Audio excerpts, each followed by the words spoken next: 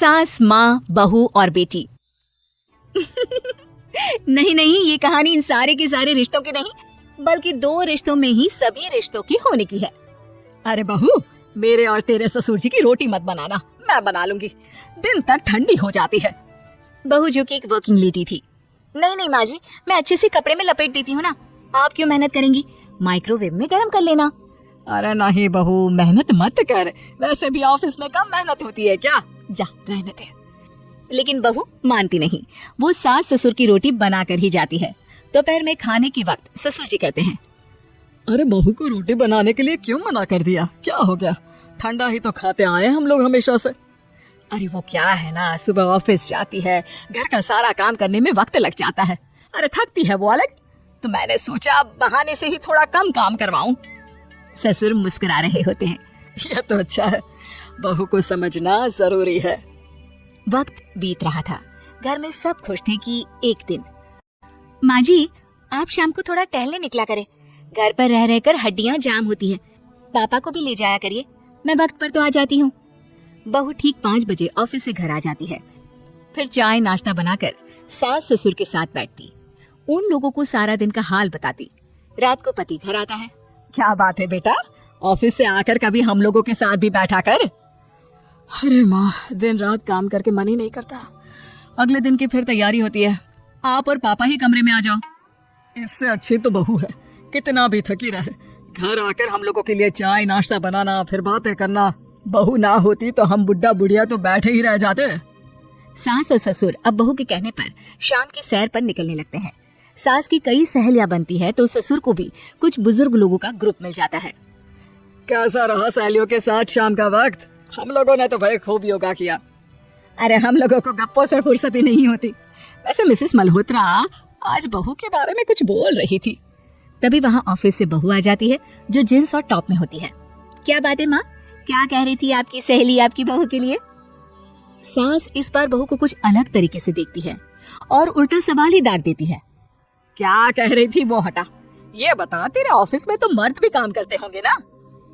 बहू जो अब तक मजाक कर रही थी वो सीरियस हो जाती है। मर्द होंगे नहीं माँ जी, मर्द ही ज्यादा है, हम 5 ही लड़कियां हैं ऑफिस में। अरे तो अच्छा लगता है क्या ऐसे कपड़े पहनती हो? कल से तुम ना साड़ी पहनकर ऑफिस जाना, और हाँ शाम का नाश्ता थोड़ा जल्दी बनाया करो, नाश्ता बनाकर बाद में ही ऑफिस के कपड़े चेंज करने जाना। बहू को समझ में नहीं आता कि सास को हो क्या क्या है, लेकिन वो कुछ नहीं कहती, सीधे किचन में जाकर चाय नाश्ता बनाती है और सास ससुर को दे देती है। अगले रोज बहू ऑफिस के लिए तैयार होती है तो खूब सुंदर सी साड़ी पहनती है और ऑफिस के लिए निकलने से पहले सास और ससुर की पैर छूती है और निकल जाती है। क्या बात है, आज मेधा के ऑफिस में लग रहा है कोई फंक्शन है। अच्छा, पता नहीं, मुझे तो बताया नहीं, वैसे तो सारी बात करती रहती है। अरे देखा नहीं कैसे साड़ी पहनकर जा रही थी? अरे वो तो मैंने ही बोला है उसे। अरे अच्छा लगता है क्या रोज रोज ऐसे सूट या जींस में जाना? बहू हो, बहू बनकर रहो। और आप भी ना मेधा मेधा मत किया करिए, बहू बोला करिए, सर पर चढ़ जाएगी तो दिक्कत हो जाएगी। सास अब बहू को बहू जैसा रखने लगती है, हर बात पर रोका टोकी, हर बात पर ताने। क्या बात है, आजकल लेट आ रही हो ऑफिस से? अरे चाय के लिए भी देर हो जाती है, हम लोग फिर पार्क में भी देर से पहुंचते हैं। सभी की बहुएं वक्त से चाय नाश्ता करा देती है अपने सास ससुर को, बस एक तू ही है जो उस वक्त ऑफिस से निकलती है। माँ जी, वो एक रास्ता पुलिस वालों ने न जाने क्यों बंद कर रखा है, जिसके कारण ट्रैफिक ज्यादा हो जाता है। मैं कोशिश करूंगी कल वक्त से पहले निकल जाऊं। ससुर देख रहे होते हैं कि बहू अब परेशान सी रहने लगी है। एक रोज, मेधा, बेटी मेधा।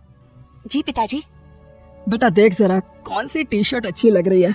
वो क्या है ना, शाम को सब बदल बदल कर टी शर्ट पहनता है, मैं भी सोच रहा हूँ कि आज कुछ अच्छा सा पहन कर जाऊं। हाँ पिताजी, ये सही है, ये लाल वाली ना बहुत जचेगी आप पर, मेरे पापा पर भी डार्क रंग बहुत जचता है। क्या चल रहा है? अरे ससुर के सामने घूंघट तो छोड़ो, ऊपर से रंग बताया जा रहा है टी शर्ट का। अरे बहू, कोई संस्कार दिए नहीं है क्या तेरी माँ ने? बहू इस बार बहुत निराश हो जाती है, वो वहाँ से तुरंत अपने कमरे में चली जाती है। अब बहू घर का सारा काम करती, ऑफिस जाती, लेकिन साड़ी और सर पर पल्ला लेकर। एक बार पड़ोसन उनके घर आती है। वाह सुमित्रा बहन, बहू का तो रूप ही बदल दिया। ठीक किया, बहू बहू जैसी ही अच्छी लगती है। अच्छा चलती हूँ मैं। पड़ोसन के जाने के बाद सास बड़ी अकड़ के साथ कहती है, देखा मेरा कमाल, कैसे मैंने मेधा बहू को कंट्रोल में कर लिया। अब बारी ससुर के बोलने की थी। हाँ सुमित्रा, बिल्कुल यह काम तो किया है तुमने, लेकिन कभी सोचा क्या खो दिया? क्या खो दिया? मैंने तो कुछ नहीं खोया जी। खोया है। पहले बहू जब ऑफिस जाती तुम्हारे पैर छूकर तुम्हें गले लगाती, लेकिन अब सिर्फ पैर छूती है। हाँ जी, ये बात तो आप ठीक बोल रहे हैं।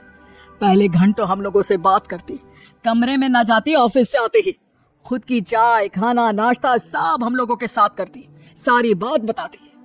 लेकिन क्या तुम्हें पता है, बहू की तबीयत खराब चल रही है, वो माँ बनने वाली है। ये बात मुझे बेटे ने बताई कि तुम्हें बता दूं। अब सास की आंख में आंसू थे। वो समझ गई थी कि लोगों के कहने में आकर उसने क्या खो दिया।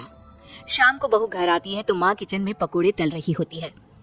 अरे माँ जी, आप रहने दीजिए ना, मैं आ तो रही थी। अरे नहीं, जा तू चेंज कर ले, मैं नाश्ता और चाय टेबल पर ही लगा रही हूँ मेधा। सास के मुंह से अपना नाम सुनकर बहू को बहुत अच्छा लगता है। माँ जी, कोई गलती हो गई है क्या? मेरे होते हुए आप काम करें, ये ठीक नहीं है। संस्कारी और समझदार बहू सास को माँ समझती है, लेकिन सास की बेवकूफी उसे सास ही बना कर रखती है।